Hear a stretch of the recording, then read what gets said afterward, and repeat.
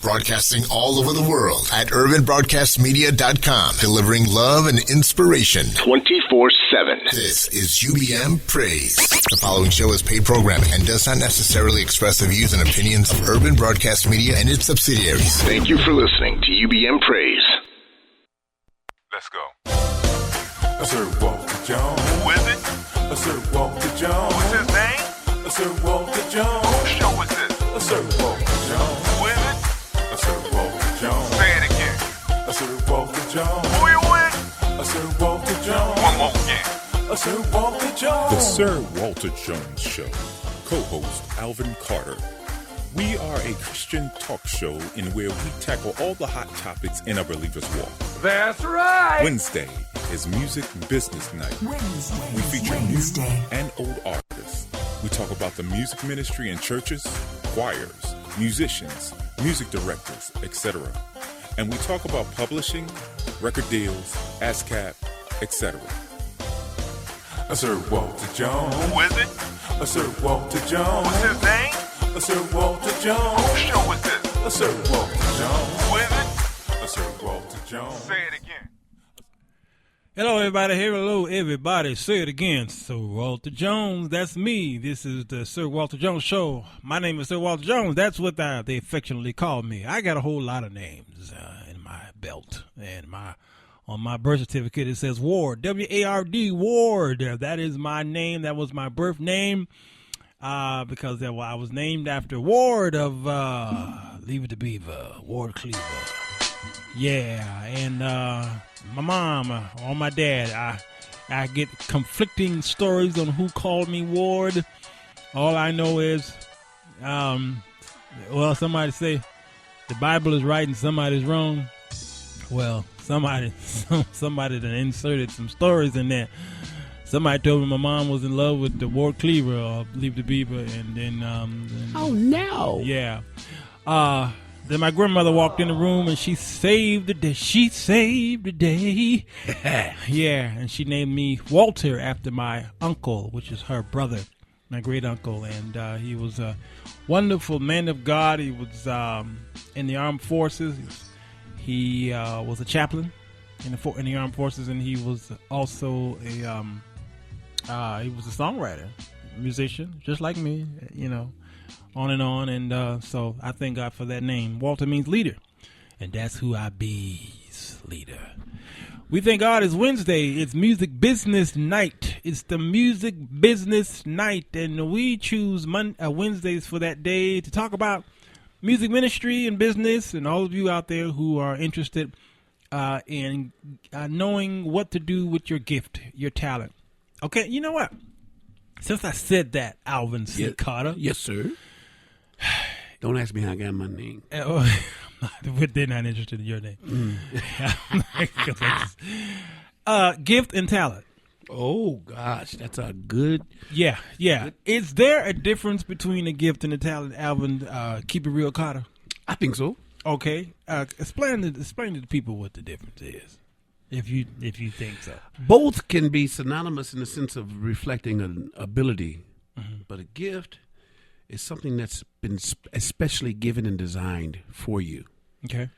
All right. A talent can be something that's developed over time. Okay. You can take that gift that has been given to you, whether it's divinely given. Well, let's just say, for this point of discussion, divinely given to you, and you're able to operate in it with some degree of skill and excellence. There are some people that are gifted, but they never developed it. Okay. And so they don't appear to be as talented as others who were regimentedly practiced and rehearsed. And they may appear to be less skilled. Who? Which one? The gifted one. Less skilled. Who does not hone in on his gift. But when they do focus and sit down, it takes them effort. They can do it effortlessly. The gifted one. Yes. The talented one, however, they develop it. They work hard at it. They Man, you look just like your brother at the time. Yeah, I know. I got 6 of them. So you got maybe. Which one? The talented one may not as easily acquire the goal or whatever it is. They can learn how, whether it's dancing, painting, sculpture, music, singing, playing. Some people can learn how to hit all the right notes, but it doesn't have the same impact or effect as a gifted one would. Yeah, I see that. I can see one that. Is with training and one is with innate ability. Oh, I should have said all that and just left it there. Right, you trying to show off how intelligent you are. No, I was him-haw until God gave me the answer. I was waiting for my gift to kick in. So I was talented first. I see. Well, have you been in a situation where you were sitting in a church? Usually it's a church where they require sheet music. Okay? Oh, God, yes. And, I've had musicians who says, how do you do that? How do you play by ear? And then you give them sheet music and they play like Beethoven. Yes. It's ridiculous. I mean, they're all over the keys. I'm like, oh my. So I envy them and they envy me. Yes. Yeah. That's amazing how they could be so, what's the word, dexterous? Ambidextrous. Yeah, with their fans and just lightning fast with the sheet music. And if the sheet music fall on the ground, they lost. I admire a person who has what they say big eyes because they can see it. It baffles me because those little black dots run into each other on me. Yeah. I mean, after a while, I'm like, huh? What? Where am I? Yes. Yeah, but they covered your ears. Mm-hmm. They want your ears. How do you do that? How are you able to hear a song one time and then play it? You know. And I tell them it's just a matter of thinking. Yeah. It's a matter of. I used to correlate it to the game we would play called concentration. You take a deck of cards, turn them face down. Mm-hmm. You turn one over. Okay, that's a 7. Where's another 7? And, oh, I remember seeing one over here, and you match them. Well, I use that with chords, tones. That's how I learn songs sometimes. Oh, that sounds just like that song, so I can play this song, even though they're in 2 different keys. I'll just transpose it to the next key. Okay, that's one way I've told some. Yeah. One guy recently told me, says, "You have a great memory. I need to start memorizing the stuff. That's why I write it down because I can't remember it." Wow. He says, "I can't remember it. I have to have it in front of me because I'll forget it." Wow. We should do a show on that. I think after Thanksgiving, why don't we do a show on how to learn how to play by ear? Yeah. That'd be great. I think we should do that. That don't mean turn your face sideways and hit the piano with your ear. Matter of fact, I need to write that down. Let's see. How to play by ear. How to play by thine ears. How to play. Yeah. Y'all bear with me now. I'm writing this down. There have been times that I wish I could read better than I do because those guys have an advantage too. They can play something they've never heard before. I agree. You can sit right in front of them and boom, they play. They got it. Yeah. Yeah, no, that is true.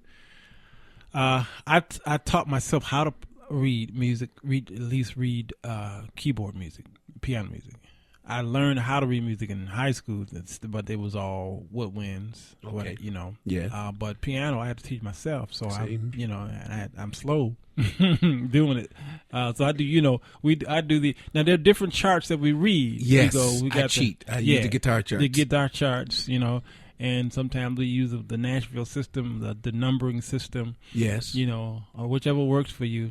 I use them all. 1, 4, 5, 7, flat 9, and all that. Yeah. Oh yeah. I use Roman numerals. In fact, I had the experience of doing a workshop overseas, and they asked the difference between how do gospel musicians pick up so fast, and I did the Roman numeral thing, and they understood it because in traditional harmony, you teach it. They teach you that the tonic, the subdominant, dominant, the seventh, all that, and when I said most songs are comprised of the 1, 4, 5 movement, then you just embellish it. And he's like, "Wow!" Then they started playing. Then they used that theory and that talent to begin to break down a whole bunch of other songs. That is true. Now jazz players use it all the time when they teach another person. Okay, this song is a 2657 Yeah. turnaround. Yes, yes. And you think it's easier to play certain styles than others? I think it depends on the person and their musical palette, what they're used to hearing. Yeah. But I think everybody will say it's easy to play blues. Right. Yeah. Bro, Brony says 8 notes, quarter notes, 16 notes. Thank God I'm no longer playing an instrument. Mm-hmm. Yes, you are. Yeah. Father. Those are whole notes. I stretch. It's a dotted hole. There you go, Scott. You all right? I think she's good for the day. All right. she needed her fix for the day. Today we're talking about the struggles of gospel artists, the male artists. There are a lot of gospel artists out there, as we know. I can't number them because they go all the way back to the 20s, or 1920s and on up. But male artists in particular. Okay, I posted it on Facebook. Y'all go there now and check it out. A lot of you have your favorite gospel male artists in your MP3 players and your phones and what have you, and you listen to them, and there's something about their voice that do something to you. There's something about their style of singing and music that does something for you. But a lot of these men go through personal struggles, and we want to talk about that today. There's a lot of men that I put on my Facebook wall, and all of these men, if you're in the black community, you know who they are. Let's see. Why don't we go to that list? Who that one under next to John P. Key? Yeah. Oh wait. In the black suit. Who the one next to John P? Oh, that's from the that. That's that Haddon boy. Yeah. Oh, he's skinty on that. He's skinty on that. Yeah. Well, he ain't a big man at all. Well, I'm used to his dress. That suit makes him look thinner. Yeah. Well, here's the list: Donnie McClurkin. Okay. Marvin Winans, Deidre Haddon, B.B. Winans, Fred Hammond, Andre Crouch, John P. Key, Marvin Sapp, Smokey Norfolk, Israel Houghton, Daryl Coley, Walter Hawkins, B. Slade. Who? B. Slade. Never heard of him. Yes, you have. His original name was Tony. Oh, him, them, whatever. Yeah, those. All those names. Yeah, we'll talk about that. Reverend James Cleveland. Shh. I got high blood, low blood, no blood at all. Where is your faith in God? Donald Lawrence, Kurt Carr, Jay Moss, Byron Cage, Hezekiah Walker, Ron Canoli. Know anything about him? Yeah. That's over CCM. Edwin Hawkins, Richard Smallwood, and Larnell Harris. Oh, God. Great talent. Tell me about Larnell Harris. I don't know much about him. I just know that when I listen to his voice, it's so crisp, so clean. He hits the notes true. Man, I fell in love with him with I Will Rise Again. Yeah, I agree. As I have one of his CDs. I can't find it now, but he's a great songwriter.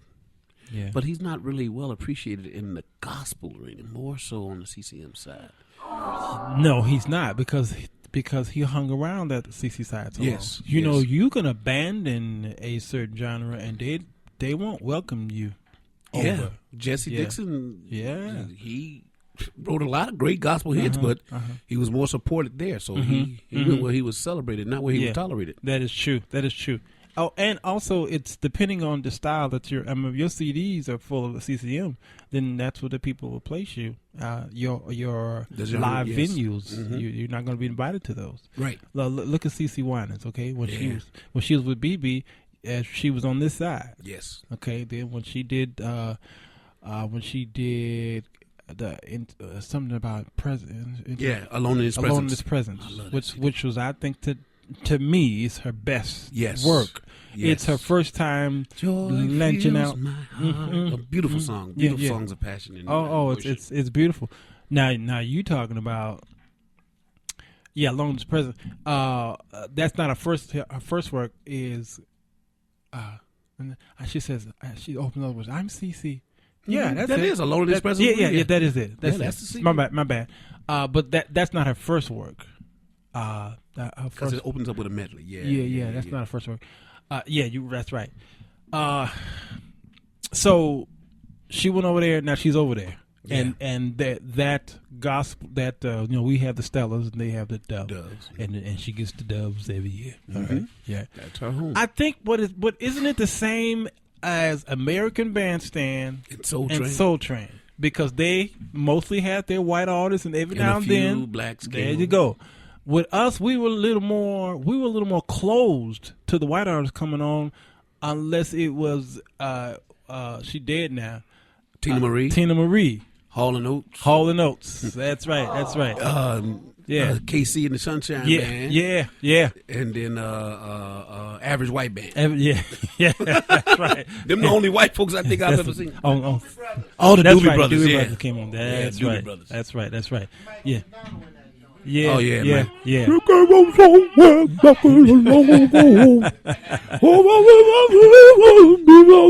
What was he saying? What's he saying? I don't know. No idea.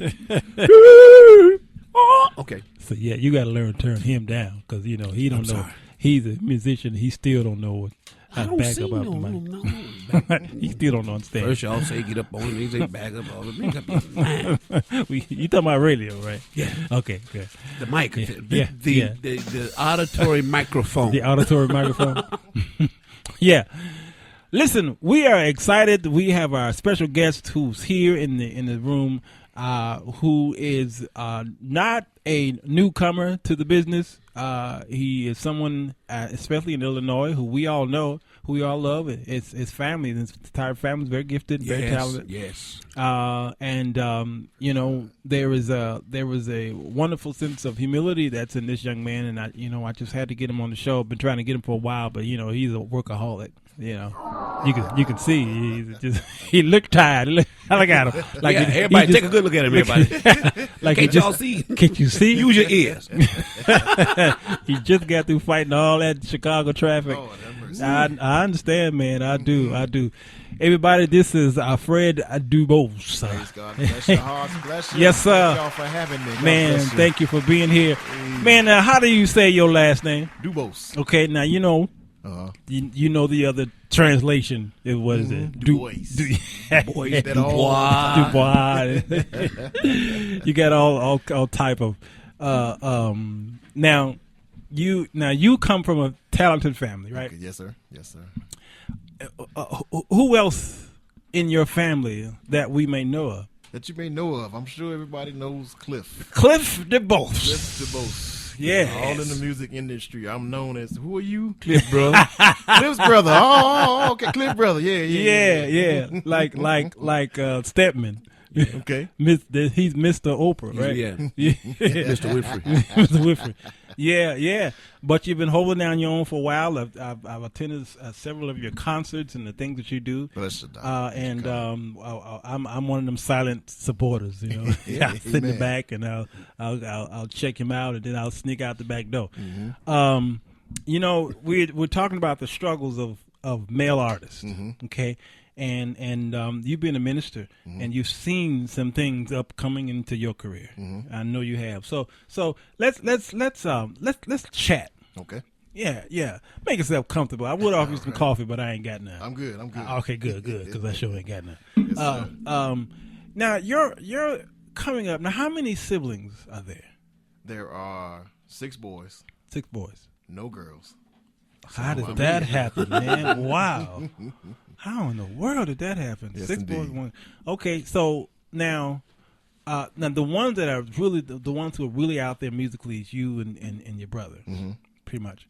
Now you got 6 boys coming up in the house. Was mom and dad in the house? Mom and dad was in the house. They were. They still together today. Is that right? Yep. I just married them again for their 50th year anniversary last year. Ain't that an honor that the son married the parents? Yes. Oh, wow. It was A awesome. blessing to see that. blessing. Gosh, I wish I'd have seen that. Yeah.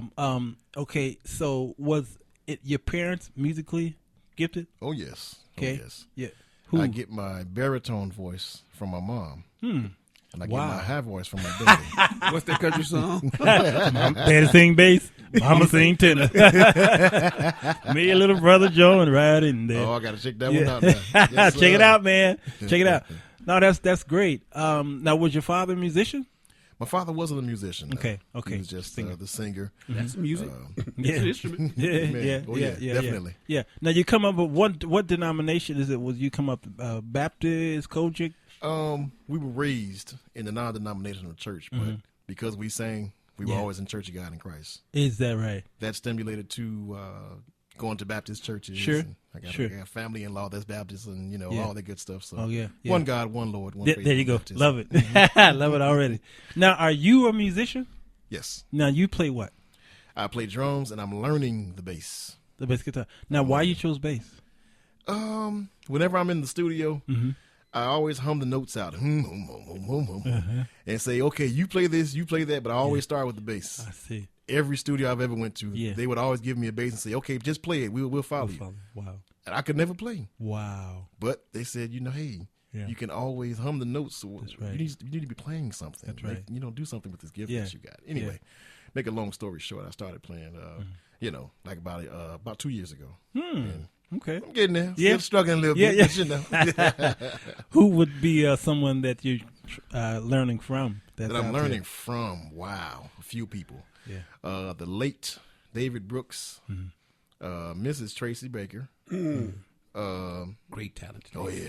Oh my God. And I remember when she was just good, and now she's just phenomenal. Great. She's just wow. There's a few people. Bill Dickens. That's another great bass player. Yeah. I enjoy Bill playing Dickens. with Fred Hammond. We often forget that Fred Hammond is this magnificent bass player. Oh yeah. A lot of your regular listeners out there who just buy his stuff and they hear him singing. They only know him as a singer, but they don't know the backstory. Yeah, this is true. Thomas Woodfield, he played with the Commission. Well, before Commission, the Winans. Whitfield. Yeah. Oh yeah. Mother Boyd. Yeah. Sure did. Yeah. You used to come to town with her. Yeah. That's something else. So bass guitar, 4-string, 6-string, 7. Really? Why would you start on something like that? I'm just the type. I'm an ambitionist. I see. Optimistic kind of person.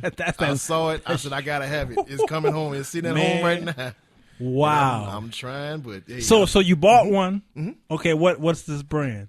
The brand is I just forgot the name of it. Just that quick. I got 2 of them. One is Ibanez, and the other one. Okay.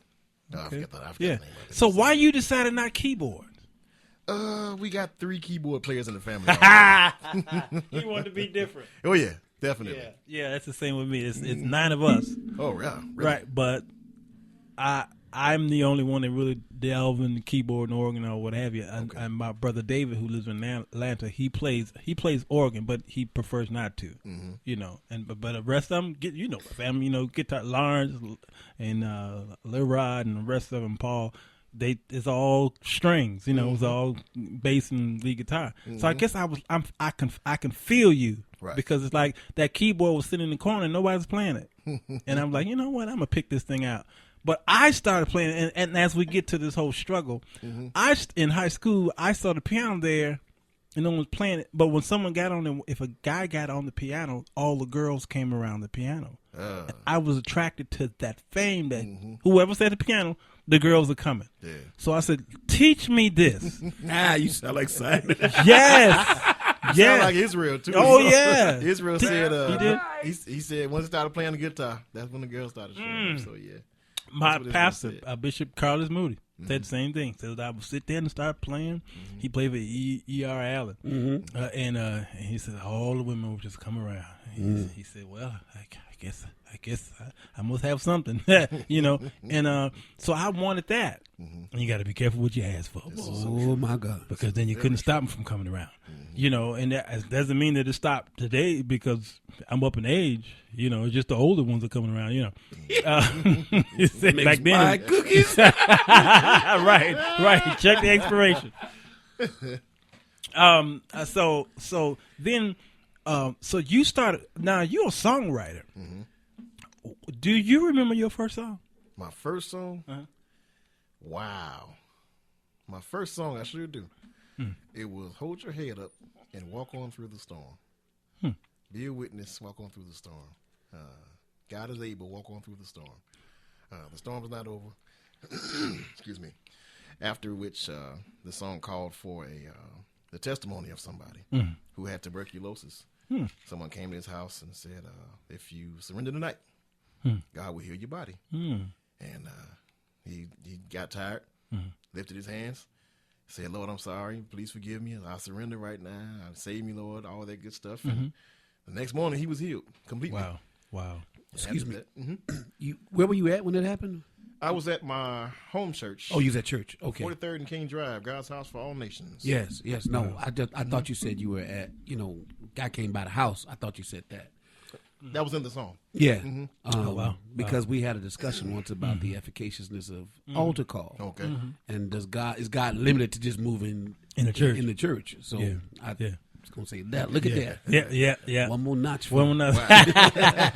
Oh, absolutely. Well, I tell you, all of my songs, when I presented to the church, and they're moved by it, they were all written at home. Yeah, because I had an experience with the Lord myself on the piano. There's me and God in that piano, and you both are songwriters, and you know that there's something happens on that piano, and you can't wait to share it. So you teach it to the choir or your group or what have you. Now you were singing in what do you call those community choirs, what have you, groups. Can you name a few that you might have sung with, or was it just one? And when did it start? It was actually like 3. Most recent one was Percy Gray and Praise 2 Chorale. In that was Tony Titwell and Righteous Living, Gerald Gray and New Direction. Sure. And Percy Gray and Chapter. All 3 of those choirs in one. Right. Created Praise 2. Created that. Oh, really? See, I never knew that story. I didn't know that. Now, you sang with a couple of those songs. Right. Which ones were the ones you sang? Heal the Land. Yeah. Heal the Land. That's right. With Tony. Yeah. Oh, shoot. I wish we need to find that, D. Heal the Land. Wait, who's that? Is that Praise 2? Who's that? I think that is Praise 2. I think that was the Christmas album. Yeah. Heal the Land, Praise 2. Yeah. Praise with it's not a number 2, it's a Roman number 2, ain't it? Sure is. Yeah. And so you were with the whole Great Boy Clique. There you go, the Great Boy production. Sure was. Yeah. And then you launched out on your own. After that during that was Chicago Mass Choir. Okay. Got to give credence to my first choir, which was Wesley Hayden and Love Unlimited. After that, I went solo. I remember Love Unlimited. Yes, sir. Wesley Hayden, great man. Wow. Are you trying to? Have you started considering writing for other artists? Yes, definitely. You have done that. Really? Yeah. Yeah. So I've sent some stuff out, but nothing's come back. Oh, yet. Cool. That's the life of the artist. A lot of different companies are trying to get a hold to it, brother. Sure. You gotta make sure. I got quite a few stuff out there. Yeah. Exactly. They done recorded it, but the album ain't Right. Do you know how many songs you've written? How many? Wow, I couldn't tell you. At least 100. Yeah. Least. Yeah, we go. I asked every Wednesday night. I asked everybody that, and they used to say, "I don't know." I have no idea. What person said it was 700? I think. Yeah, 700 or 800. Yeah. Oh, okay. Listen, we're gonna go to a break. I've got a song here on that project you got there. Okay. I found. I think it's the first song, "You Deserve." You Deserve. You wrote that? I sure did. Tell me about that. You Deserve. We have a Christmas concert every year. Of course, around Christmas time for the Chicago's homeless and needy families. And when we do that, we like to take time to let them know that it's nice to come to church once a year. It's nice to come to church because I'm giving you a free toy, because I'm giving you free dinner. But God deserves more than that. Now, I know you're homeless, but you could be in the hospital. You could be dying on the operating table right now. So if you really think about it, God has really been good to you. So he deserves much more than our praise, our worship. He deserves more than what we give him. Wow. D, that's good stuff. You know, I love to hear the backstories of these songs that the artists write, because you really want to know what they were thinking when they wrote them, and especially once you see the impact on the people's lives who heard the songs, you really want to know why did it affect them. And we're gonna find at the top of the hour, we're gonna do the 5:30 hour. We're gonna do a breakup song. We're gonna find out what that song is. What's going on there? Bro, you asked the question. Who sang "Heal the Land" on the New Direction CD? On New Direction CD? Sean Hodo. That's Sean Hodo. Oh, okay. Oh, see, got your answer. Okay, y'all.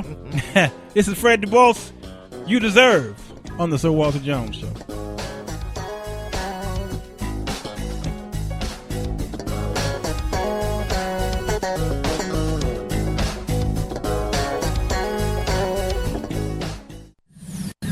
Log on to urbanbroadcastmedia.com and check out the many services Urban Broadcast Media provides. Whether it's social media, video production, radio broadcasting, or audio recording, we got you covered. The following show is paid programming and does not necessarily express the views and opinions of Urban Broadcast Media and its subsidiaries. Thank you for listening to UBM Praise.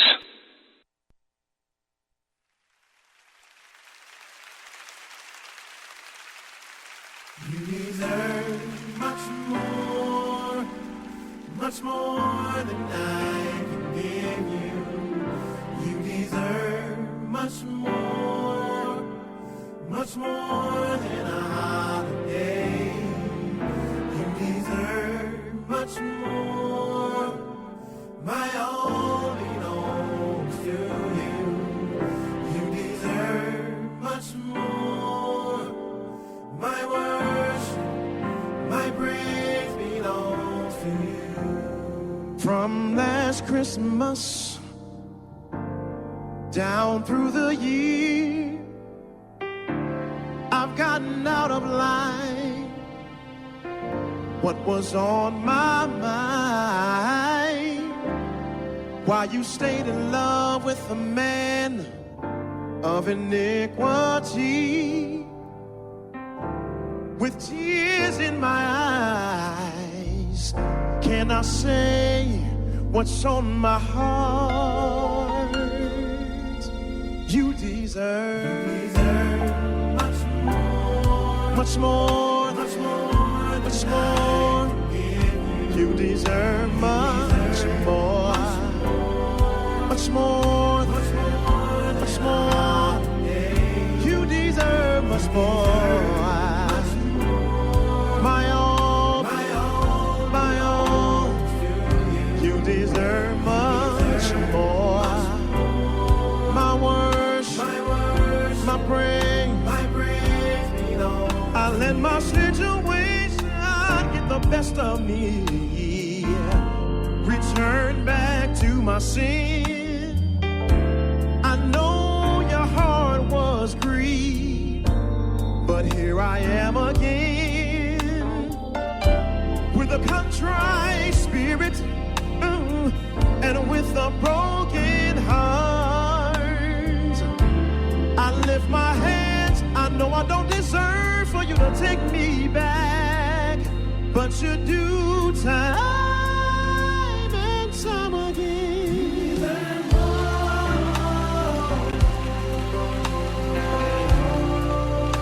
Cause you still kept me.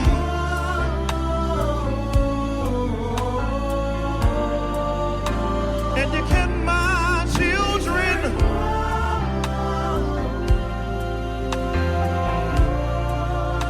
And you kept my house.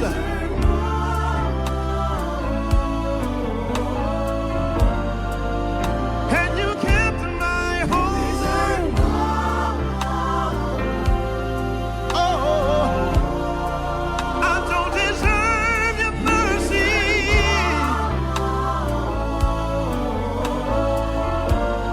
And I don't deserve your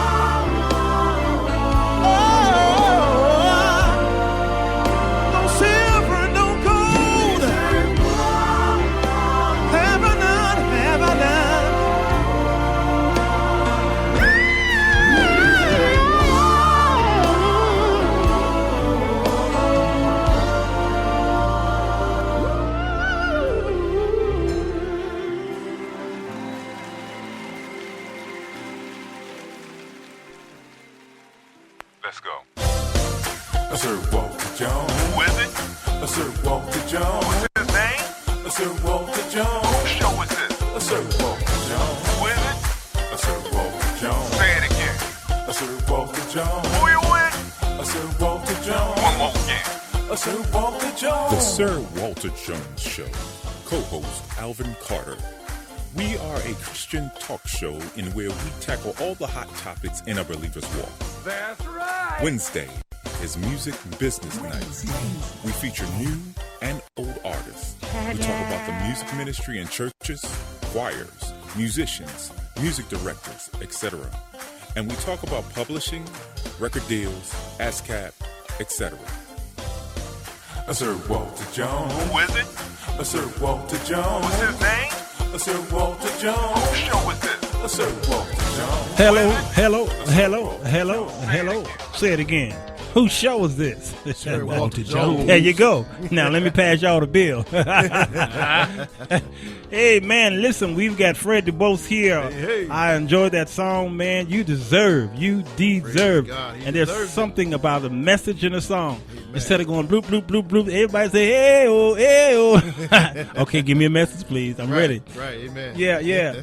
Now, we talking about the struggles of male artists. Now, before you got here, Dubose, we called out some names, all right? From Donnie McClurkin to Hawkins to J. Moss, Byron Cage, Richard Smallwood, and we went on and on and on. Okay, with all these names. Okay. All right. Now, some of these men have gone through public humiliation. This is true. All right. Yet they still holding on. Okay. Unfortunately, with technology that we have today, everything that you do now is being shot from someone's camera, flip phone, what have you. Okay, and so your life is placed out there. Right. We take pictures of ourselves, you know, when we don't want anybody to see some of the things, and then it gets on the internet. So some of these artists, unfortunately, somebody put their stuff out on it, you know. So there's sex tapes out there. Right. Okay. But these men are the ones that we entrust to write songs that help us get along with our day. Okay. Whether it's in church or whether it's in my car on a Tuesday and I'm just driving. Right. All right. So I posed the question on Facebook, as should a male artist continue to perform after such a fall? Should they be able to continue, you know, to be in the public spotlight and travel and what have you, even though there was a fall? For instance, I think there was a situation maybe with Ty Trippett, you know, and the whole thing with adultery and what have you. Right. Okay. And he didn't too much step down, although Deidre Haddon, with his situation with the pregnancy thing, he stepped down from pastoring. Right. I don't know though if he stopped singing though, Alvin. I don't know. I don't think he stopped singing. In fact, he just restarted. He moved from up Detroit and moved down to L.A. and started over. Yeah. So is that saying that we're just as human as everybody else? In your opinion, what's going on there? I think everybody, first of all, has an example that they actually pattern themselves by, meaning that if they have actually been to a particular church where there are homosexuals, they've been to this church where there are lesbians, and they've been to this work environment, they've been to the circus, they've been to the grocery store, everywhere homosexuals are. So therefore, some people actually look at that as example and say, well, if they're doing it and they're blessed, it must be okay for me to do it too. I see. This is why it's so not important to actually look at somebody, what they have, and look at the life that they're living. Reason why I say that is because God deals with the heart. Man deals with the outer appearance. Right. And if God is convicting their hearts, if God is convicting Deidre Haddon, if God is convicting Pastor Donnie McClurkin, and he's not doing nothing about that conviction, then there we have a problem. We do have a problem. Yeah, because I mean, it's about our hearts. It's not about, well, I saw you on the internet, and I saw you here, and I saw you there. Who's to say somebody may see me tomorrow? Yeah. Now, that may be something that happened a long time ago. That's true. That's true. I always look at people's facial. Yeah. Maybe the hair on their face, or maybe maybe they had a scratch right here on their face. Right. Right. And they don't have that. They don't have that now. I mean, this may have been a long time ago.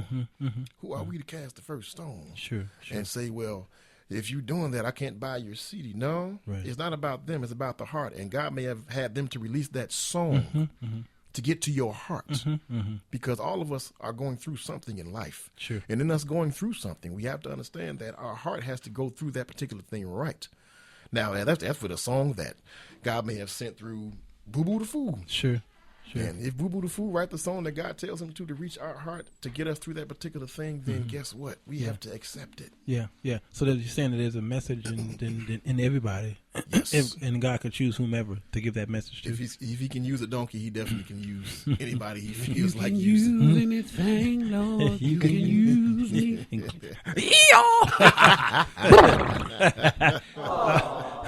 Lisa Ivy says, I think they should keep singing. A lot of healing takes place through writing music. Like you said, we don't know their struggle, but my prayer is that they get what they need from God in the midst of them singing. Let's see. Michelle Thomas says, no, I don't think they should stop singing after a fall. Do we stop praising God or praying to him when we fall? Angela Hinton says, gifts come without repentance. The gift is theirs, so they should keep on singing and stop sinning. LOL, she says. But if they continue to sinning, they won't be as effective when ministering to people. Right. We all have fallen short of the glory of God at one point, and it appears that they're basically agreeing with you here. But then you did say that if they're doing it on purpose, then that's a flag. Right. That heart hasn't been converted. Yeah. Because the Bible says, in order for us to be saved and born again Christians, that we have to believe in our heart, not just believe it. Yeah. But in our heart takes some doing. Yeah. Sure. That's profound. That is profound. Yeah, I agree with that. That's why it's his last name is Dubose. It's a profound family. Yes, it's from Dubose. That's right. It's a profound family. What was that? I was getting ready to ask you something. What was that? Let me see here. I didn't write it down, so it was in my head. That's all right. Take your time. Me being the Jones, we never lose words. Thank you, D. Let's see. When I was banana. Matter of fact, where did this come from? Where did this come from? Where did this come from? Now you young, how old are you? You don't want to know. Yeah, look. Yeah, well then you should know. You should know. He gave me the fingers to tell me how old he is. How many guesses do I get? Well, 2. I know where the music came from. The music came from the Benny Hill show.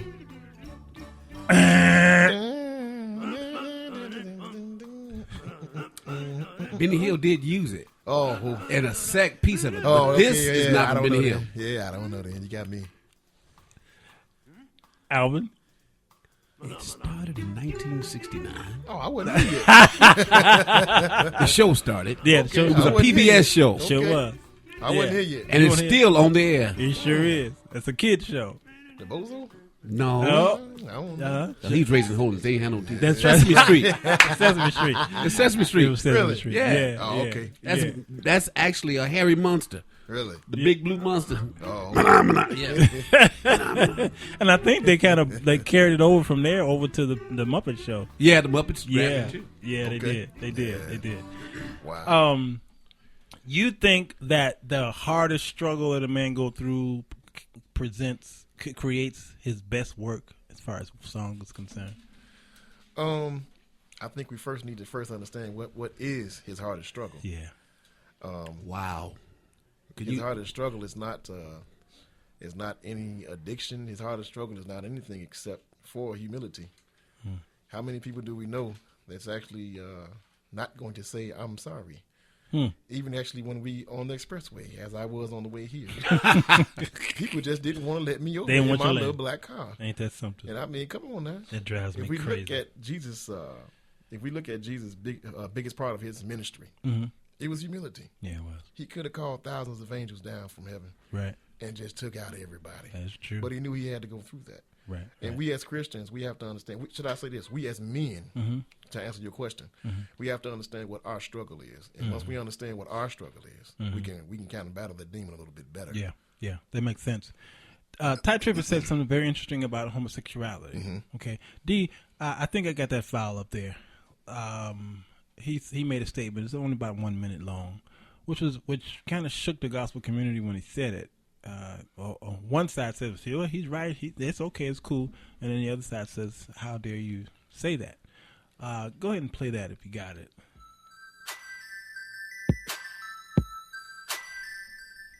This is Veronica Wells from MadameNoir.com, and today we have a bit of a serious issue. Now, you all know that the Black church has kind of taken a very hard stance against homosexuality. So today it's really interesting to hear that Ty Tribbett is kind of softening that stance a little bit. And we don't know if it's progress or not, but this is what he said. In an interview with Sister, gospel singer Ty Tribbett said that he believes the Black church is too militant against homosexuality. He even believes that it's natural. That's my only thing. I'm not saying that homosexuality is not natural. I agree with you that it is. There are several things that come naturally that are not God's best. And he said, there are certain things that can trigger the not so great natural in all of us, but is it God's will or God's best for us, period? And I don't condemn homosexuality, but I do believe it's not God's best lifestyle for us according to the Bible. We find his stance to be really interesting just because it's a little different, but also we're wondering if homosexuality is natural but not God's best, what are these people supposed to do? Are they supposed to just live their life denying these urges or what? Let us know what you think on YouTube and on MadameNoir.com.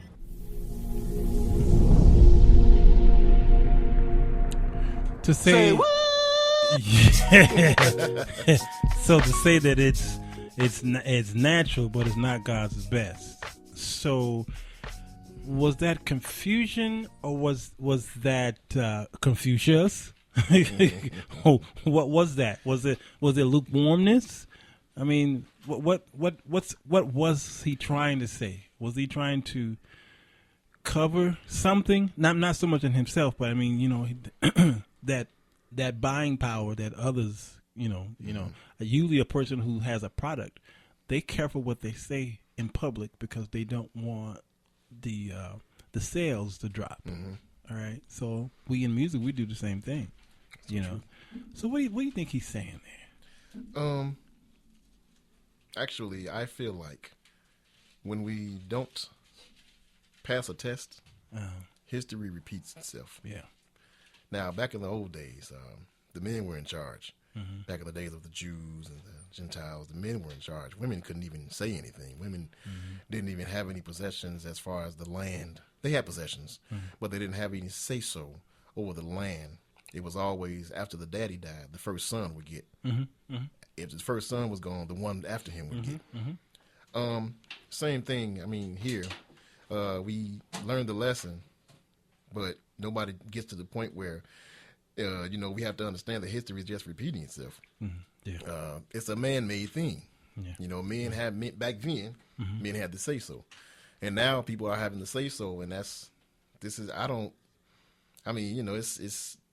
kind of sad where we are today, as far as the world is concerned.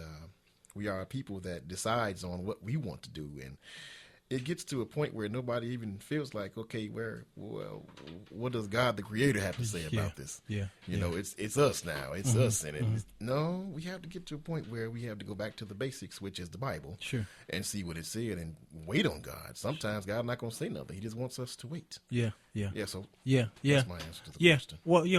And what do we call natural? Because he says that it is natural. Alvin, that it's to be a homosexual is a natural thing to be. If it was natural, how come I'm not one? Amen. Right. In fact, it's totally unnatural. It's totally extremely unnatural. Not to say that we shouldn't embrace them. Well, I won't. I'll say figuratively embrace them. But the spirit of compromise can't be confused with compassion. Yeah, right. And too many times we confuse the two. It's one thing to say, I'm born this way. Is the alcoholic born an alcoholic? Right. Maybe if there's a chemical dependency within his family, the parents, yeah. The drug addict, let's say, like I know relatives who, my parents never did drugs, but I have siblings who are recovering addicts. Was that natural? Right. The bottom line is, if it's natural or not, if God says it's wrong and you say you love God, are you going to continue to hurt him? If you love me, you'll keep my commandments. This is true. So then they say, the question is, do they resist these urges? I got a lot of urges I have to resist because God says it's wrong. Many times I want to slap you, Walter, but God says it's wrong. I mean, God told me to slap you yesterday. See? And I disobeyed him. See there? Come over here. Let me. See there?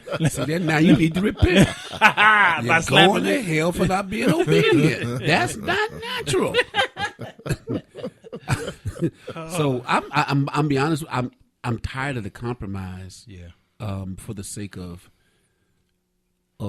being nice to people, we can be compassionate toward anybody with a sin. Because I got a bunch. It's evident when I walk in the room. You say, "Oh, that brother need deliverance." I mean, you can look me up and down and say he need deliverance from a few things. He needs deliverance. But because my thing that I need deliverance from doesn't seem to offend the masses, there you go. Then now it's accepted or tolerated. No, pray for me because I need prayer just like he needs prayer or she needs prayer. Amen. But I'm not trying to force my issues on you. It's okay to be fat. No, I'm not having a rally. I'm not asking for laws to obesity laws. I should get a special parking place in parking lots because I'm over a certain weight. No, you're going to tell me lose weight. There's no way that we should accommodate a person's personal preference for how they live, even try to accommodate them with what God says. Come on, that's my issue. Yeah. And I don't know why he would make that stance other than it profits him, benefits him. Yeah. Or he's setting us up for something. Yeah, or both.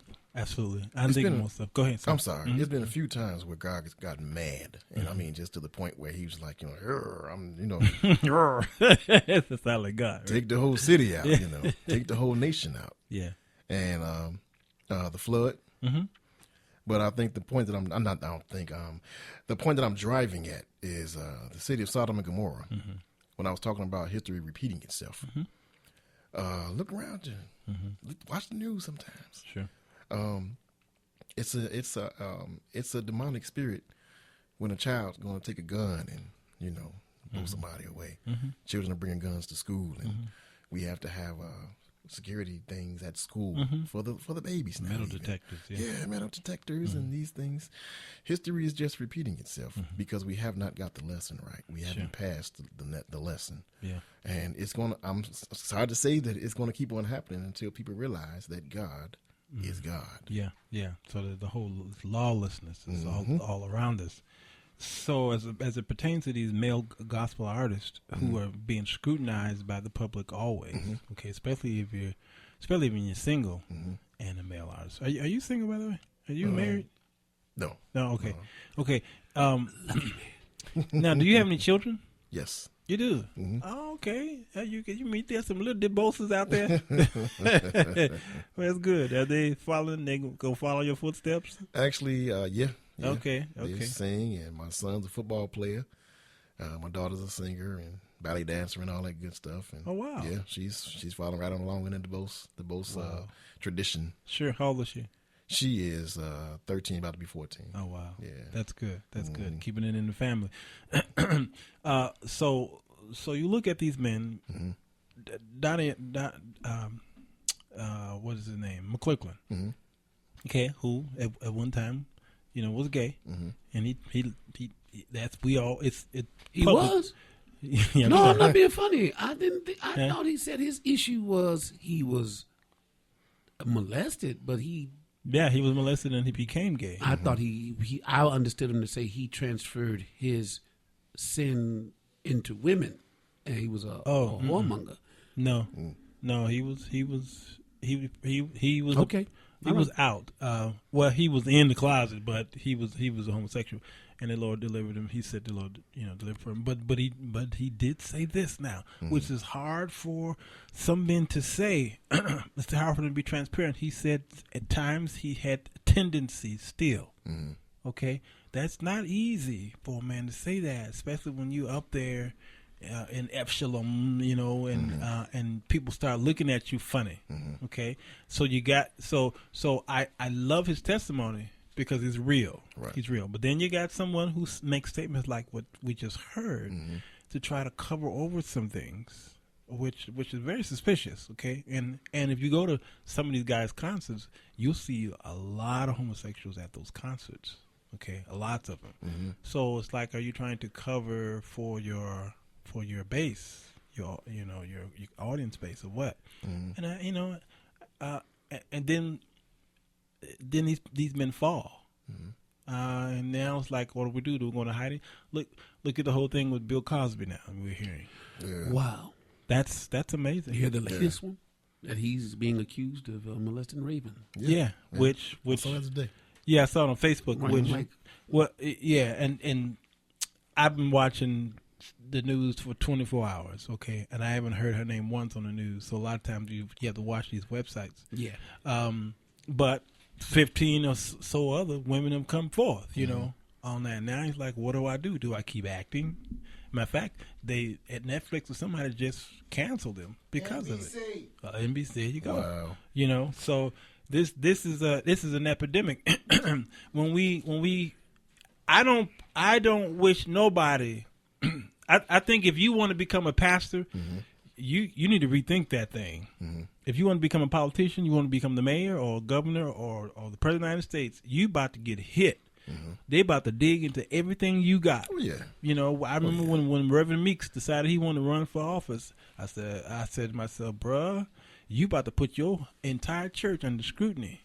The city is coming. They're gonna be digging in your paperwork and in the parishioners, lifestyles and what have you. So that's rough to put your people up under stuff like that, And then you put your family up under stuff like that. Because if I wanted to do something in public, even being on this radio show, trust me, that people been digging because now I'm on the radio. I've been on it for the past 3 or 4 years, so by now they should have found some stuff. You know what I'm saying? But they gonna keep digging, and this show here is going to be number 1. Yes. I'm waiting for my Emmy and my Stella and Dove to come. God, I'm waiting Lisa to drop it off. And they're going to be digging into my past, and I welcome it. Because on my show, we talk about very transparent things. Right. And that's why I really want you on the show, because I know you're going to be transparent. What we're going to do at this top of the hour here, though, we're going to play the top 10, the countdown. D. Curtis Randall always give me my top down, my top down. I'm not driving a Lamborghini. It's going to give me my countdown for Wednesday, and see what the number 1 song is. We pretty much know what it is, because it's the same song every week.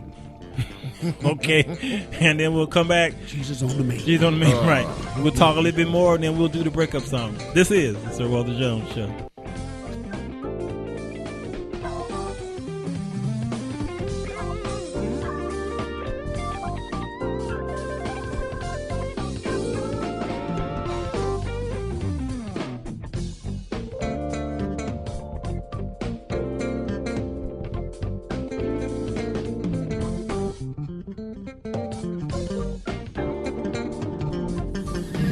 On to UrbanBroadcastMedia.com and check out the many services Urban Broadcast Media provides. Whether it's social media, video production, radio broadcasting, or audio recording, we got you covered. The following show is paid programming and does not necessarily express the views and opinions of Urban Broadcast Media and its subsidiaries. Thank you for listening to UBM Praise.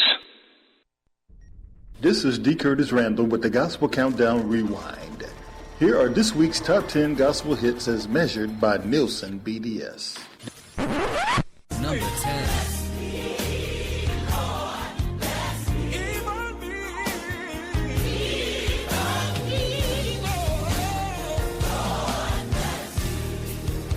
Number 9.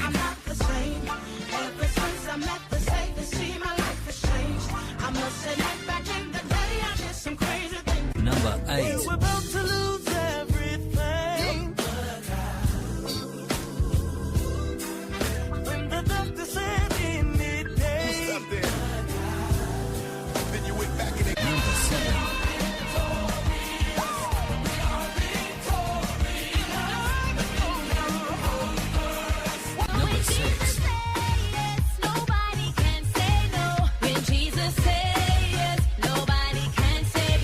Number 5.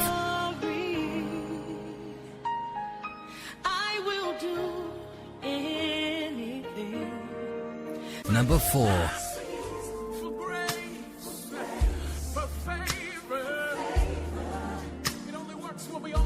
Number 3. To you and you alone.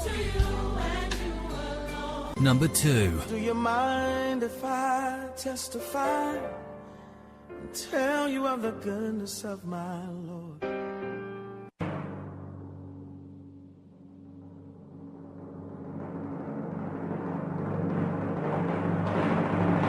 Number 1.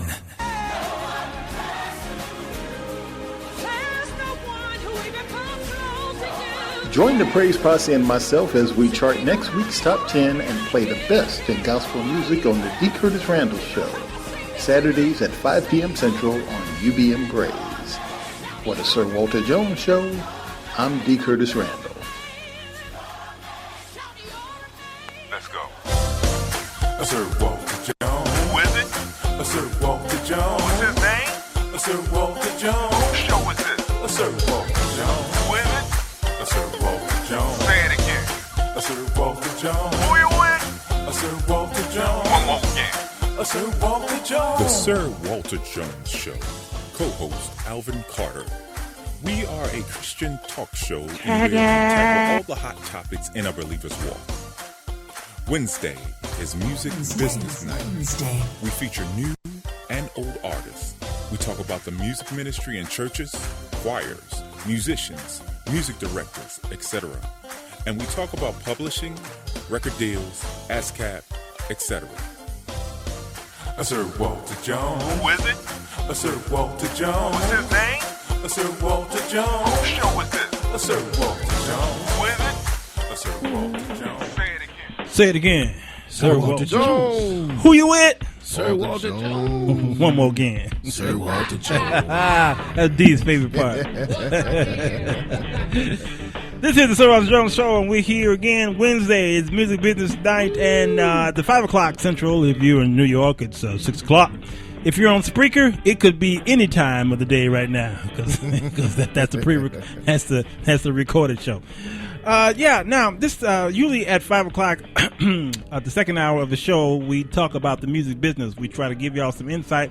We'll go back to the topic, but we're going to talk about those of some of you who are out there who tune in just for this portion of the show, because you got a project out there and you really want to know what's going on, what I do, and how I do it, and why I do it. Now, last week, let's recap, because we want to continue with the whole thing about social media. I gave you the stats last week about it being a gospel music 4.0. This is the new music economy. Facebook, 1 billion users. YouTube, 1 billion. Okay. Twitter, 550 million.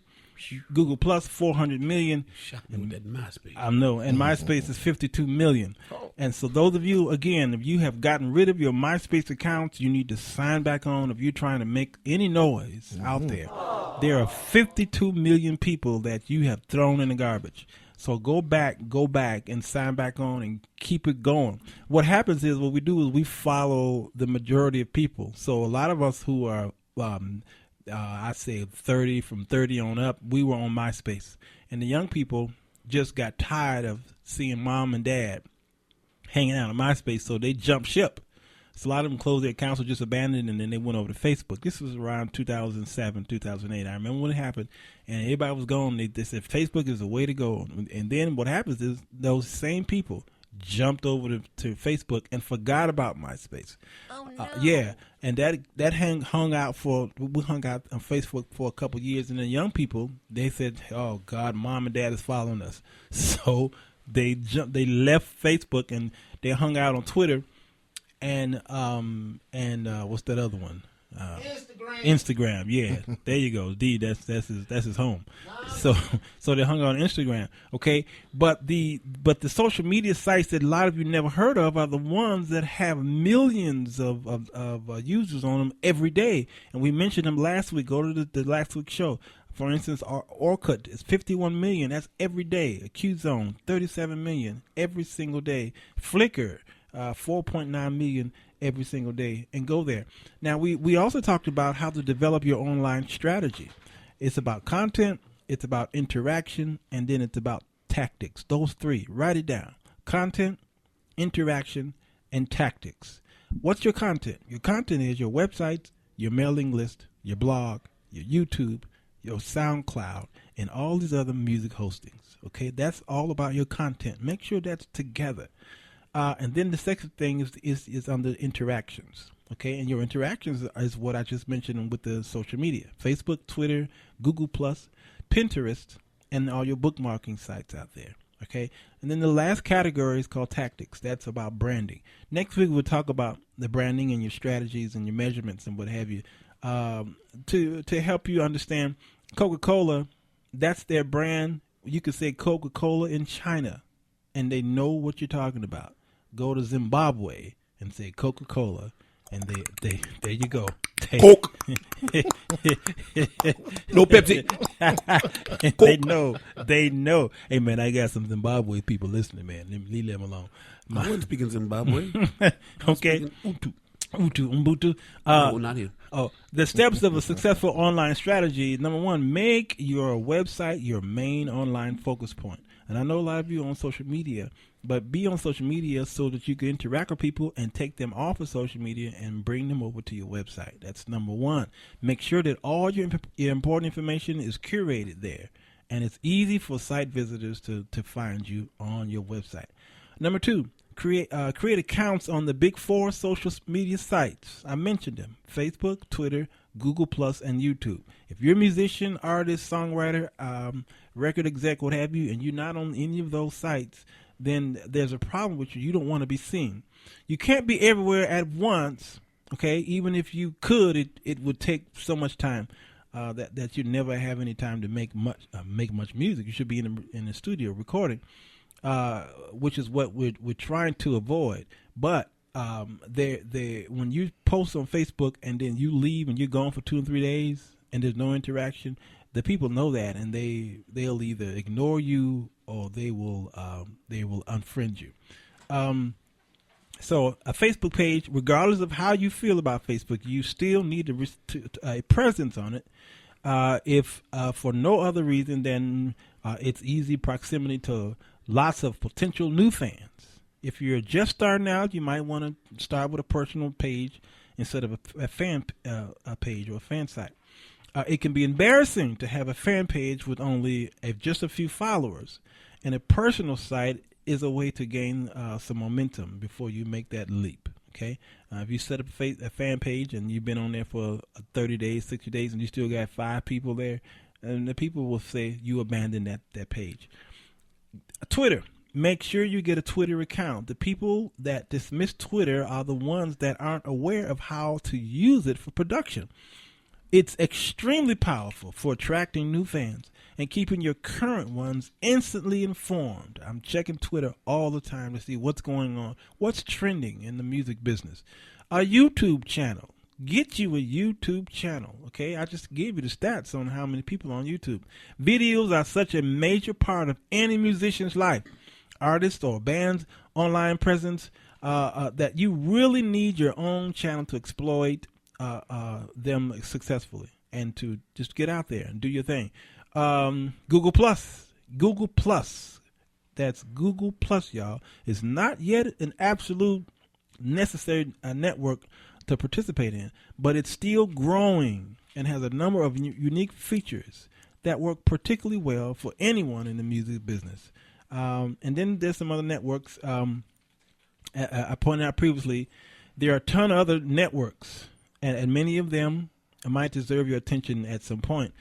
There comes a point in time where the amount of time invested versus the potential outcome just doesn't balance out, which is why you should probably stay with the previous 4 networks until you're really comfortable before you decide to go somewhere else. The only exception to that would be if a big portion of your audience is on a particular network other than the big 4, like Pinterest, for example. And that's something that we need to talk about. Okay. And lastly, use a social media broadcast app for all of your updates. I use Spreaker. When I post on Spreaker, it goes over to YouTube, it goes over to Facebook, it goes over to Twitter. Eventually, it's going to go over to iTunes, and then iHeartRadio. All that from just posting on one site, and that's Spreaker. And it just blasted out there, and you don't have to always be trying to figure out, okay, did I post on Twitter? Did I post on YouTube?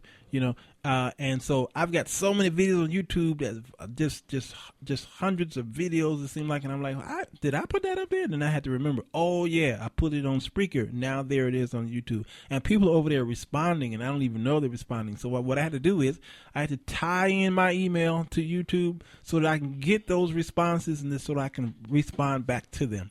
Very important. So you want to do these people who, if you're out there, and again, if you're an artist out there and you're really trying to make a living in the music business, and you don't know what else to do, the old way don't work anymore. This is the new music economy, and get on social media and make it work for you. Okay, this has been Music Business Time. I do this every Wednesday again to spend a few minutes at the second hour, and we talk about some things that can help you do what you do. Next week we'll talk about some branding and be like Coca-Cola. Man, just broke my heart. Yeah. What? What? How'd I break it? Putting posters all up on posters. Walls.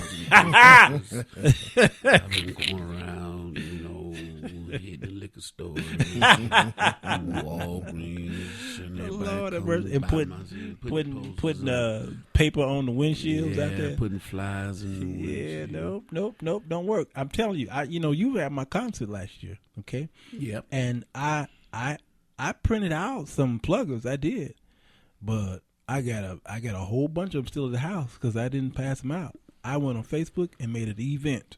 Yeah. And most of the people you saw there was Facebook alone. That's how I came. Yeah, and there you go. And that's the way to go. Social media is extremely powerful, and if you're not using it and then using it right, you're not gonna make it in this industry. Okay. Now, Angela Hinton said.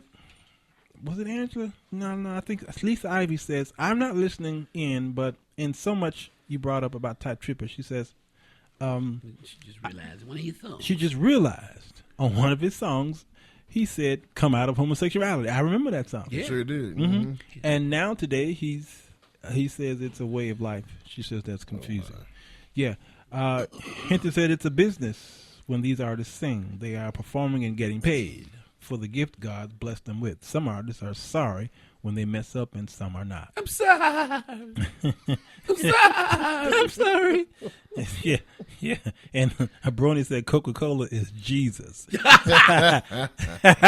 She right though. She know Coke is the way. Have a Coke and a smile. Lord have mercy. Yeah.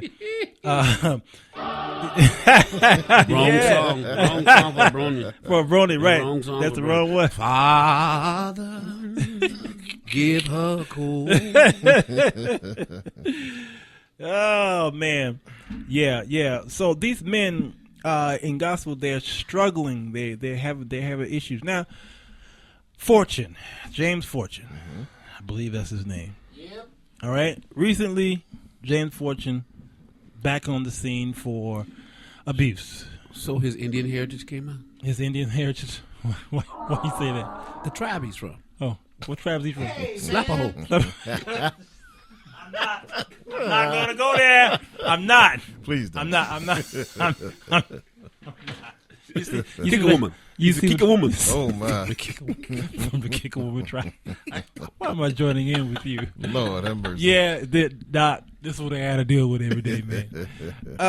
So he at one time he got in trouble because for one of his children. Okay, they disciplined the child inappropriately. Okay, and it was considered child abuse, and he got in trouble for that. And then now recently, he was having a fight with his wife, and then he hit her with something. I don't know what it was, a stool, a chair, or something. We can't be talking about the same person. Yeah, same guy. Wow. Yeah, same guy. Matter of fact, can you find that on Google? Alvin, Google that. Oh my Fortune. Yeah. Somebody put that on Facebook so we can see. James Fortune. Yeah, James Fortune. Yeah. Okay, now James Fortune is in the gospel community, he's one of our greats. All right, and he sings songs that grips the heart. But there's a struggle there. Apparently, there may be an anger management situation there. Okay, what do we do with a man who may have this problem, but yet he continues to tour and travel, and maybe he's at his church ministering every Sunday? Should the pastor silence him or what? Your response, Doc. Your response. Well, once again, where is his heart? Yeah. Because Bible says, with love and kindness have I drawn thee. Now, I thought that he would kind of, all the preaching that he does in the songs, a lot of catchy phrases and everything, and that's good. It gets us to buy the CDs. Sure. But at the same time, there's a life that has to be lived behind the words that you sing about. Sure. Especially when it comes to gospel. Yeah. So I'm not sitting up and judging him in any kind of way. I love his music. But at the same time, in his heart, is he, because I mean, they ain't gonna make you slap your wife. Yeah. It ain't gonna make you, or abuse her in any way, should I say. Yeah. And it ain't gonna, I mean, the child is different. I mean, I think everybody is prone different as far as raising and beating their children, because there was a few times I wanted to call child abuse myself. I know. No. Child, what do you mean, the DCFS people and all them, Yeah. But it all made for a good man, the good man that I am today. So but I mean that wife, that's an issue there. That's something that Yeah, who's gonna listen to your message? So, you know what I'm saying? Who could possibly listen to your message? Abusers Anonymous. Yeah. That's why I'm like, are we talking about the same person? Yeah. And it's this is right my there. First time hearing about it. It's right there on Facebook. They just thank you and they put it on there. Wow. And then I'm looking here on YouTube, not YouTube, but I'm looking on the website here. It says, if ever there was a time for James Fortune to get on his knees and pray, it would be now. The Grammy-nominated gospel artist was arrested this past weekend for assaulting a family member, and unfortunately, this isn't the singer-songwriter's first charge of this nature. Though the specific family member assaulted this time around has yet to be revealed, My Fox Houston, is the TV program, has confirmed that Fortune was charged with aggravated assault before being released on a $20,000 bond. Always a list managed to get a statement from Fortune Saturday evening following the incident in which he remarked, and it goes on. What's that? That's a different article. Yeah, that's an update. Update. Yes. Okay. You see a highlight there? Well, it talks. It gives more details. Okay. Sure. So now our laundry is out there. Okay, for the world to see, just like the Church of God in Christ. What happened last week with the young man who said he was delivered from being gay. We're out there now, right? So it's kind of hard for us to witness to people when they now know our dirt, especially when we're walking in a way that was, again, my soul is very transparent. I've been in trouble. I was a womanizer, Doc, and although I was looking for love. I was looking for love all the wrong ways. I don't know. In this case, that was the right place. Just wrong time. It was just right.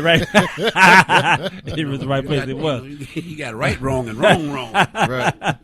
Yeah. Oh yeah. I had him. I made a video response to this whole Church of God in Christ thing, and I told him in the video. I was on the organ, and after I got off the organ. Organ. I was see. You see, I have to deal with. You see, you made D get up. He was. I hope not. He was laying down. He got up. There I was every other night with probably someone else each other night. That was my lifestyle. But I was searching. I was looking, and then I had to think, what was wrong? Why did I do that? What was wrong with me for me to desire that? And I went to counseling for it. Okay, now I will tell you this: I got silenced too. Okay, my pastor set my behind down. He said, "We don't need an organ player that bad. Right? We can go without music. Wow, sit your butt down until you learn to control, and then go home." Jelly roll. The shower is cold. That's the first time we went blank. That was the first time we went blank. Yeah. So I had to be disciplined, and that wasn't the first time. I was silenced twice. Okay, until I finally started to figure out what was. I like what you said. It's a personal thing with you and the Lord and the relationship. Okay, okay. Am I messing up because I want to mess up, or is there something else there that I'm not facing? And I realized there was something else there that I wasn't facing. Right. And I went to get counseling, man. I ain't talking about counseling from pastors. When I went outside to a professional person with the degrees on the wall, I went to one of them guys. Now, guess who sent me over there? My own pastor. Wow. So, yeah, my own pastor. Bro, man, let me give you. That's commendable because too many times pastors won't admit that they're not equipped to counsel. That's it. You know, or sometimes you're called to preach but not counsel. And sometimes you may be called to counsel and not reach. And you have those counseling sermons and people are like, oh my God, I don't need to hear all this. But I mean, you have to know what your call is. And I think that's commendable that he sent you to somebody who was gifted in that area. It was wonderful. And he didn't send you to a chiropractor. Yeah, right. Right. You had a headache. Yes. He said this to me. I'll never forget it. He said, son, sometimes the people, the parishioners at my church, you know, they know that I know them. So because I know them, it's difficult for me to counsel them. Because then they'll feel that I'm only counseling them by what I know from their past. So I have to give them someone who don't know them, who can be unbiased, opinions and what have you. He says, so I know your struggle. You know. Did he send you to a woman counselor? No, he sent me to a man. No, he knew better. He knew better. Yeah, he said this man is very private. He's very confidential, and he sent me downtown over there by his office was next door to the Holy Name Cathedral. Oh yeah, yeah. He said that, you know, we just put up the Bishop Supich. We just installed him. Yeah, yeah. So I'm up there in the offices, the plush offices. I'm paying $100 an hour, Doc. Woo. Okay, just you know. That was an expensive sin. That was expensive sin, Doc. That come on now. No wonder you got to live. Man, I got to live real fast. I'm like, this session is over. I cost more than a prostitute. Right. Jesus deliver me now. Right. He like, dude, you only been here for 15 minutes. I know, but this session is over. Can I get a refund? Right. Some change or something. Right. And you know, I did a few sessions with him, and then I realized how now much it cost to write me a letter. Right. But the greatest counselors are the ones that let you do all the talking, because then you start finding things out. You know, you begin to say things, and you begin to go back to your youth and discover things you forgot about, things you didn't know about, right. And there it is. You know, and I started doing inventory. You know, because prior to that, we in ministry.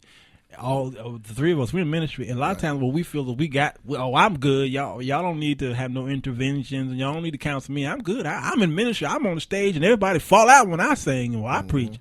You know, but a lot of times we the ones with the biggest problems. It's the truth. Too much is given, much is required. There you go. Exactly. And that's why all these men, a lot of the men that I called on this list, they fallen. They fell from grace while they were gospel artists. Yeah. They fell not before the Lord called them. While the Lord called them, they were falling and tripping over themselves. And I think we all have done that. But again, it is about it's a soul thing that you mentioned. I think it's very apropos that you said that. So this fortune thing, I think the response of the people, I think, so what's the answer for the people? Not so much now the men who fall, they've fallen. Okay. What should be the response for the people who know that these men fall? Is it pray for them, or is it to help? Do you try to help another person who's? I feel like I just keep going back to this. This is what God has given me for this particular answer. Who wants to be on top? Yeah. Right. Now, back in the Bible days, King David, He was actually anointed. Perfect example, yeah. To be king. He wasn't one of the kings that killed the last king and then he was king. Right. That king killed the next king, and then he's king. Yes. Same thing with the drug dealers these days. Whoever takes this kingpin out, he's on top. Blah blah blah. There's always somebody that has to be on top. Yeah. Satan is really trying to get on top here. Right. And everybody is looking at Mr. Tribute. Yeah. Everybody's looking at Mr. Fortune and their downfall. Yeah. But who actually put that out there? Yeah. Somebody that wants to take their place. Now, we you know how old I am. You guys have an age. This gentleman has an age. We've been here for this particular amount of years. But Satan has been here for thousands of years. And therefore, he's seen cases just like ours, and he knows exactly what to do to try and knock us off of our pedestal that we so think we're on. Yeah. This is why it's so important to be following God and not man. Yeah. Therefore, the messages that they're singing about, of course, we're going to listen to their messages. We're going to apply them to our lives, and we're going to do everything that we need to do. But at the same time, we have to remember who is trying to get on top here. Right. And Satan is he's using this. He's using this. He is. Yeah. Listen up, everybody. He's using this. Right. To try and knock him down. Yeah. To divide and conquer. Yeah, well, he tried to get above God when he was He Lucifer from the very beginning. That's why Jesus said to the Pharisees, "You are of your father, the devil, who was a murderer at the beginning." Yeah, and that's us. So I love what the people are saying here. I think Angela Hinton is just. This must be a time for her to preach. Preach. It's almost 5:30, and she's preaching time for her. Yeah. She says it's not our gift to move. God, it's okay. I see. She must be on her phone and she going through a tunnel because it's not our gift because you put a quotation mark there. That's anyway, semicolon. It's not our gift to move God. It's our faith that moves God. There it is. There it is. Yeah. So if they are singing until heaven open up, but yet don't believe, their singing will be in vain. Like the saying, why sing your way to hell? You go. Sounds constipated, don't it? Woo! Why sing? Why sing your way to hell? Just go, she said. Woo, my Lord, get you. What's that card that the CTA use now? Ventra card? Yeah, get you a Ventra card and go. That's it, Doc. Yes, sir. Yes, sir.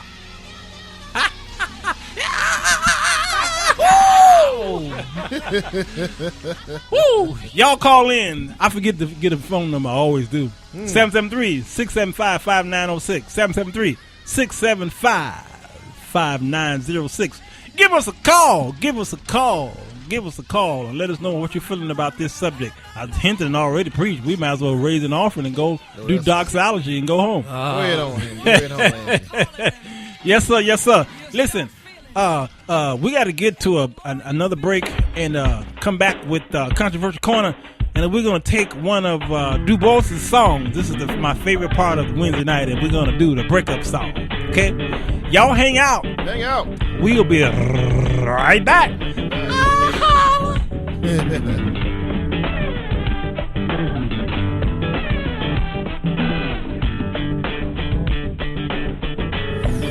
Log on to urbanbroadcastmedia.com and check out the many services Urban Broadcast Media provides. Whether it's social media, video production, radio broadcasting, or audio recording, we got you covered. The following show is paid programming and does not necessarily express the views and opinions of Urban Broadcast Media and its subsidiaries. Thank you for listening to UBM Praise.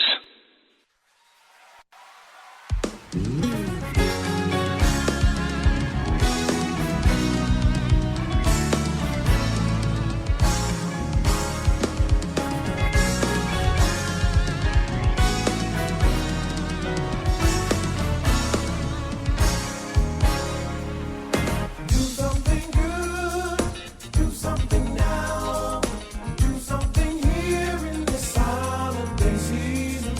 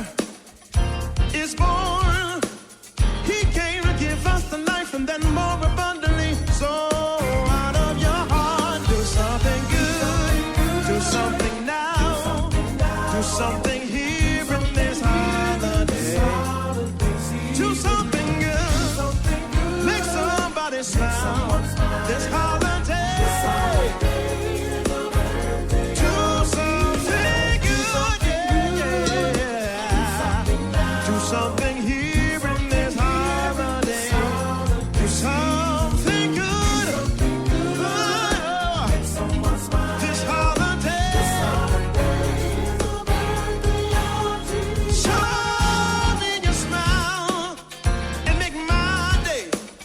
Make a joyful noise. This is Jesus' day. He came to live. He came to die. He came to give us the life and then more abundantly. So out of your heart, do something good, yeah. Do something here in this holiday. Do something good. This holiday. Do something good. Do something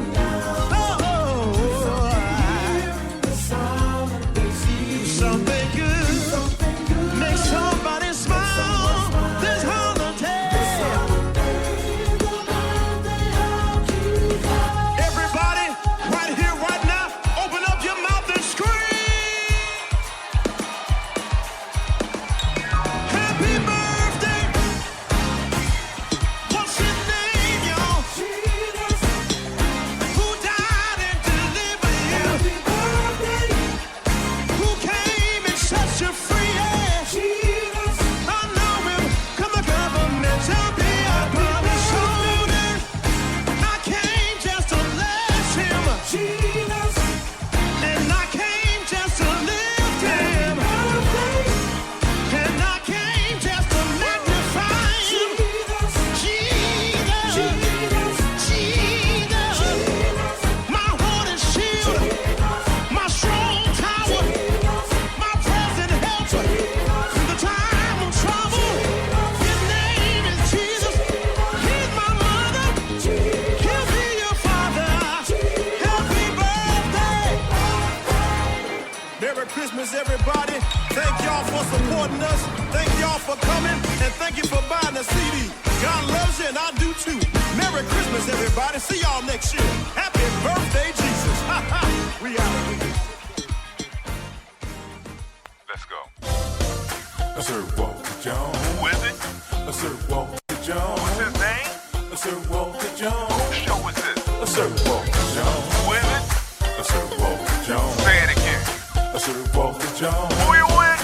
Sir Walter Jones. One more again. Sir Walter Jones. The Sir Walter Jones Show. Co-host Alvin Carter. We are a Christian talk show in where we tackle all the hot topics in a believer's walk. Wednesday is Music Business Night. We feature new and old artists.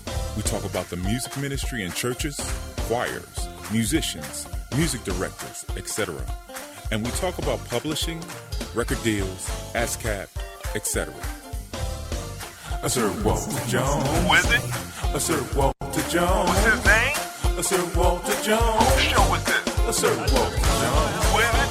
Sir Walter The Jones. moral leader of our nation, a great dedicated man, a philosopher of a non-violent system of behavior in seeking to bring about social change. Due to some violent content, parental discretion is advised. Politics, doctrine, current events. Let's meet at the Controversy Corner on the Sir Walter Jones Show here on UBM Praise. This is Keep It Real Carter here, and we're at the corner of controversy and controversy. Yeah, you know, in Controversy Boulevard, Controversy Avenue, Controversy Street. The bottom line is there's some stuff that's getting crossed up. What do you mean getting crossed up? You have people that are called into ministry who forget that they're called into ministry. Now, this ain't got nothing to do with Romans 11:29. And all y'all love throwing it out there. I'm finna make some woman mad. Angela Hinton, finna make you mad. For the gifts and callings of God are without repentance. That ain't got nothing to do with your talent or even your assignment. That's just saying if God give it to you, he ain't mad about it because he know what he got planned for you. Yes, sir. Now, with that said, I can apply it to this. Sometimes we fall down, but the important part is getting up. But before you get up, before you get back on your feet, while you down there, turn over and get on your face and ask God to deliver you. And before you get up, while you're on your knees, lift your hands and surrender and say, Lord, forgive me. And after you get on your feet, you stand upright, erect. As they say out in the street, get on your square. And you act like God has forgiven you and delivered you. And you go back and do your first works and try not to sin no more. Now, for you people that are judgmental about those that have fallen because you done found out about their business, look at them in ministry as messengers. Mailmen, if you will. You don't care what the mailman look like or smell like, long as he delivers the message that's for you. You ain't inviting him in your house. You ain't inviting him in your personal life. In other words, you're not making him an idol. Quit idolizing these people. Quit putting them on pedestals. Allow them to be human just like you. Because the only difference is they're out in front and in the public eye. But God still sees you in your closet, in your corner. Come on, Doc. Under your sheets, in the back room in the basement, in the attic, in the garage, backyard, crawl space, wherever you go. Back to the mailman. You're glad he comes. You're glad he shows up because all you're thinking about is that message he has for you. That parcel, that package. And be careful when I say package because you don't want everybody to give you the package out. Now I have to go back to the Word of God. In Romans 12:1 it says, I beseech you therefore, brethren, by the mercies of God, that you present your bodies a living sacrifice, wholly acceptable unto God, which is your reasonable service. Now I'm talking back to you, you messenger, you gifted one, you anointed man of God. Remember, you are submitting and committing and surrendering and giving God your body based on the mercies of God. You don't have to remain. It's a living sacrifice. So what are you saying? Be careful and prayerful. If you know you're prone to fall, don't walk so close to the edge. If you know you prone to anger, stay away from bar stools, sticks, poles, and keep your hands open. Put them in your pocket. As I close, Romans 12:2 says, and be not conformed to this world, but be ye transformed by the renewing of your mind, that ye may prove what is that good and acceptable, perfect will of God. Showing that God's will is perfect. Even though you have fallen down, his perfect will allows you to get up. Yes, and then it tells them, you gonna fall too. And if God picked me up, he can pick you up. Yes, sir. Your misery becomes your ministry. And that's my Controversial Corner. Yes, sir. Yes, sir. Controversial Corner right here. You'll be in praise every day, Monday through Friday, around this time of the hour. That's time where he breathed in, and then he exhaled. Because I got the asthma. You know what, Alvin? I never met what before. Oh, okay. Well, I heard about you know who? Well, who's on first? Well, you on second. That's right. The scripture says that a just man falls 7 times, and he gets back up. The strange thing about that term, though. Wait a minute. Just a man? Yeah, no, just a just man. Oh, so women fall too? Yeah, well, yeah, they do every now and then. So y'all hear that? Yeah. I said, you could be the women that be doing this. Not the hair product just for men. A just man, which you wear so diligently. All this gray on my face. Yeah. They're all baby. But how can he fall? And the Bible calls him just. Just like that. Just like that. Yeah. Yeah, just like that. How could he possibly be just, yet he falls? It's something about the end of that says he just keep getting back up. Yes. Yeah. Because you can't fall twice if you ain't got up. Yeah, there you go. And then once you mature in the Lord and become perfect in the Lord, then it says he was the God that's able to keep you from falling. Yes. Lord, so you take off that first alert. Yes, sir. First, falling, but I can't get up. Hallelujah. Then he picks you up. He dusts you off. Yes, sir. He makes you stand up. And he keeps you erect. Yes, sir. Oh, wrong word. He keeps you standing up straight. Right. You know, I can't do 30 minutes with him without. Let's do the breakup song. Now, let me tell you what the breakup song is, Dubose. Okay, this is a song that we choose that one of the artists who come in here. Now, did you write this song? Don't say the name, but did you write number 8? Did. You did. Good. Because I don't want Alvin to know the name of the song. He got to figure out what the name is. All right? Okay, so we're gonna play it, and we're gonna play a little bit of it. We're gonna stop a little bit and stop, and then he and I we're gonna try to analyze the song. Okay. Now you shut your mouth. I sure will. All right, good. We'll give you a gag order for the next 5 minutes. Okay, D. Let's see what we got. Heart, mind, body, and soul seeks satisfaction from only you. My conscience and beliefs are now exhilarated. Amazement travels to destinations unknown when I think of you. You are the mist of love, life personified. No equal, the sequel, me and you intertwined in an intimate rendezvous. It's your birthday. What would you like? Sky's the limit, ask what you want, I will solicit. We can share it, don't mind taking care of you and all of your children. My anticipation calls and begs for a demonstration. Don't indict me, but unfortunately I have to vacate, I have to depart. I have to split for a minute. You inquired me to make deliveries. Church, sick folks shut in everywhere. Folks without homes, can you dig it? Please have mercy. Show compassion, surpass my understanding. Touch me, hold me. How you make love to my soul. You're number one. Now, what are you hearing there, Alvin? A hypnotic groove. It's a drive from the kick, and then that consistent line. Boom, boom, boom, boom, boom, boom, boom. That gives a bed. Yeah. I like to call it equate it to like a traffic lane on a Saturday afternoon on the expressway. You just cruising. It's just cruising, which sets a bed for his spoken word to fall right in. And so, with that being said, I hear a common thread or a theme of giving and receiving. Okay, that's good. It's like a conversation back and forth of who's to be giving what, and who's to be receiving. Now, and then it flipped toward the end of an almost a rebuke of what has been given or what's needed versus what's being requested. That's good. Now, what genre is coming to mind? Is it old school, new school? What do you feel? It's a mixture because that that's old school. That's straight old school. Yes, but the spoken word bed on it is relatively new because it's not rap. It's poetry. That's right.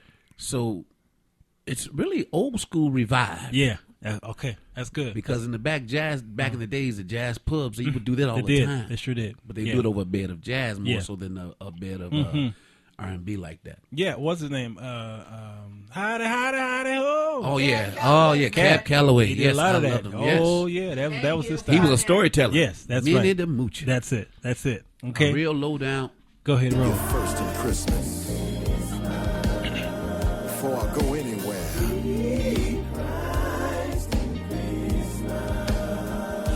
Before I taste that good food.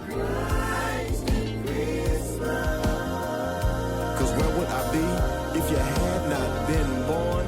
Then you could not have died. So keep you first, Christ and Christmas.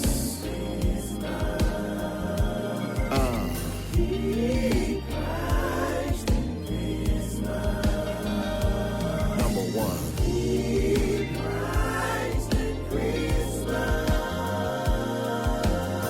Put your hands on that right there if you think it's real.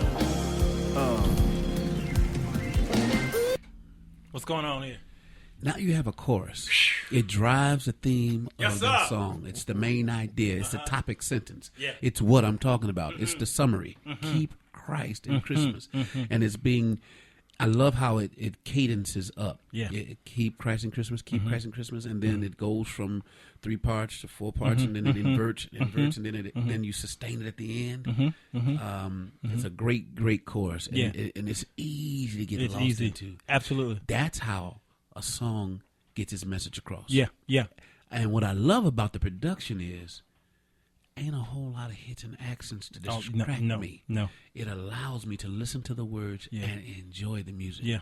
And that background, it gives giving me a Take 6 type sound. It gives me, now see, that's funny. Yeah. I heard the Take 6 at the last minute, but before I heard that, I went Andre Crouch. Yeah. You know what? Yeah. I went Andre Crouch first. That is true. Yes. That is true. I went Crouch. Yeah. That's the first person I heard. Okay. Yeah. That's good ears. Go ahead, Doc. Didn't forget about my family. Didn't forget about my friends. Didn't forget about the church, nor to visit sick and the shut in. Ooh. Didn't forget about you. My gift to you is love in Christ. Let's learn to do His will together. Peace on earth, goodwill toward man in Christ. Before you go anywhere, before you open that key, well, what would if he had not been born? Then he couldn't have died. So keep Christ in Christmas. Before you go anywhere, before you open that gift,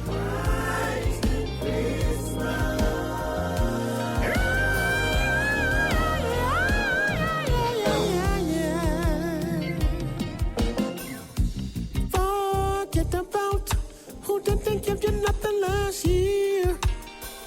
It's far better than to give than to receive. So take time to remember those in need. Forget what you got to get. Should have been a whole lot worse. Could have been you, could have been me. Separate your differences. 'Cause we all are one family in Christ and Christ. What was all that before the chorus came in? That was the, well. Would you consider that a bridge, lengthened, or would you consider? It's another verse. I hear it as a verse. There was a verse, chorus, and verse. It's basically a 2-part song. It's a 2-part song that features bass, drum, vocal. Keyboard player is undergirding everything. That bass player, I know that sound, and it's been bugging me. Like, do he bite his tongue when he plays? I'm just asking because that's before I call out the wrong name. I was characteristic because anyway. You try to think who I know that bite their tongue when they play.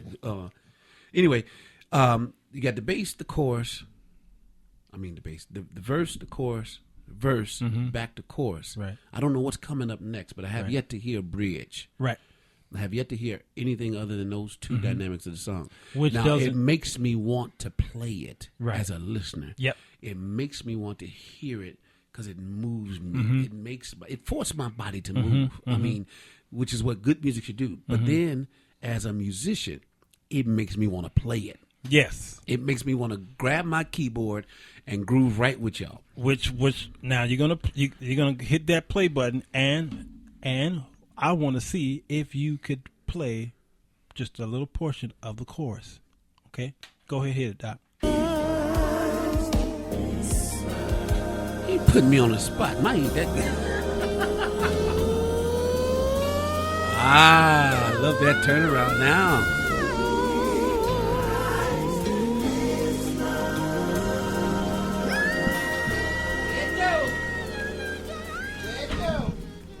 Uh-huh. Keep Christ and kisses.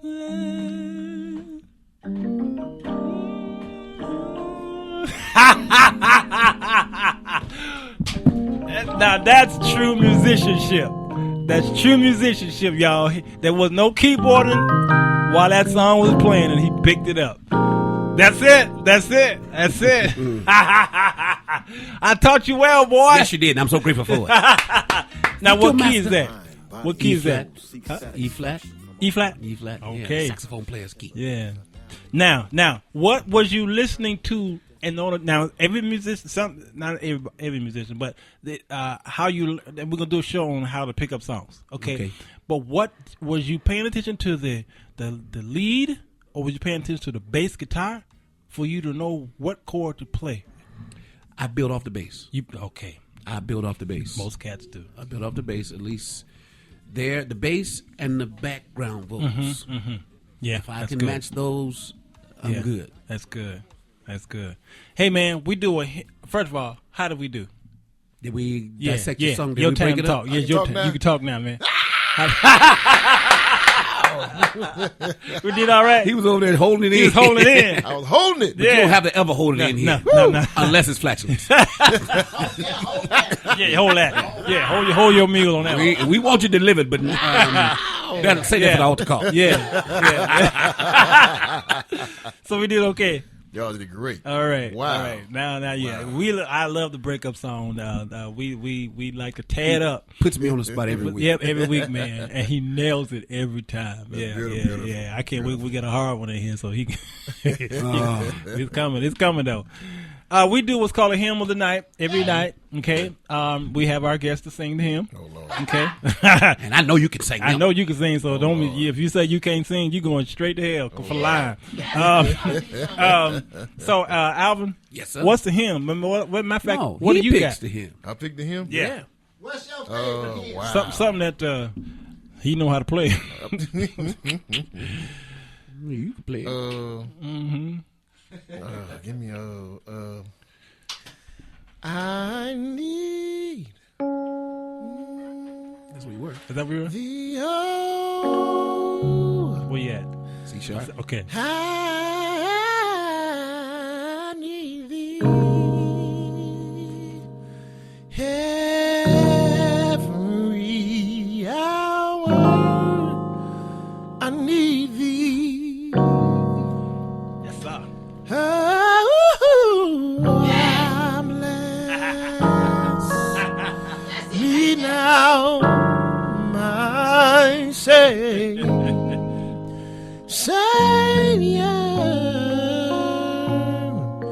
I come to thee.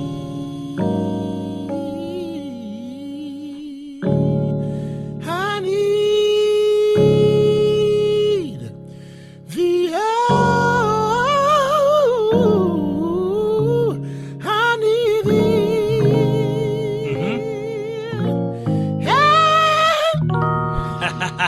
Go ahead, Doc. Every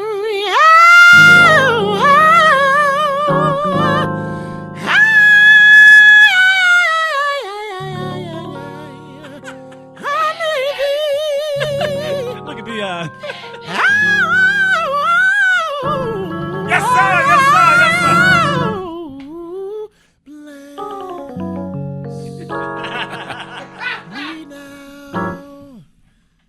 My Savior.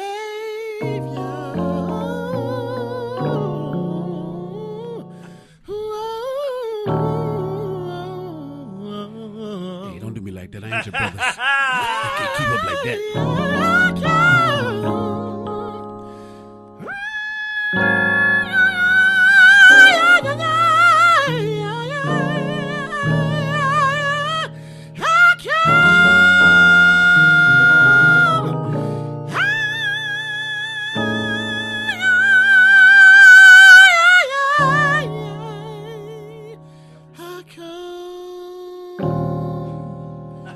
without you.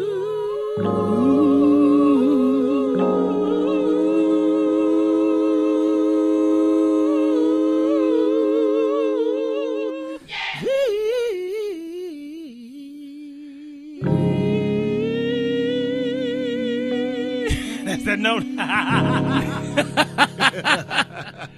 That's it, y'all. Oh. The hymn of the night. The hymn of the night.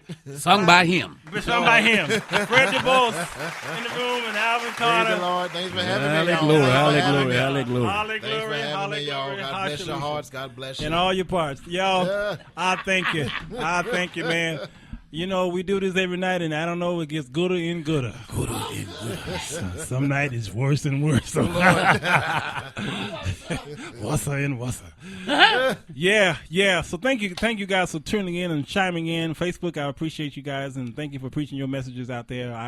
Lisa Ivy, Bronia, Ned, Hinton, and, well, a lot of them will be coming. There's Michael Williams. And I can't get right. Yeah. That's what I call Mike. Can't get Mike can't get right. Nephew can't get right. Michael's everywhere, man. That's my karaoke buddy. Mike, yeah. That's my karaoke buddy. Ooh-wee. Yeah. All right, tomorrow it's Theology Thursday. We're talking about a hot topic tomorrow. I'll let y'all know what it is tomorrow. Listen, go to Spreaker.com. Go to Spreaker.com right now. The show is up. The show is up on Spreaker.com in a minute. Okay. Don't be mad, Angela. Don't be mad, Angela. He loves you. He does. He loves you. He loves you. We do too. Dr. Bose, bless you, man. Thank you. I appreciate it. Man, it was a pleasure having you. It was a pleasure. You got to come back. Yeah, you got to come back. Please, you need to come on a men's night. Yeah. Come on, let me know. Men's Chronicles. Men's Chronicles. Let's do it. Let's make it happen. All right, y'all. I got to go before they fire me. You be in praise. This it. How you gonna fire yourself? Oh, well. Okay. Craig, how you get fired on the day off? Tommy, you ain't got no job, Tommy. I gotta go. This is Walter Jones Show.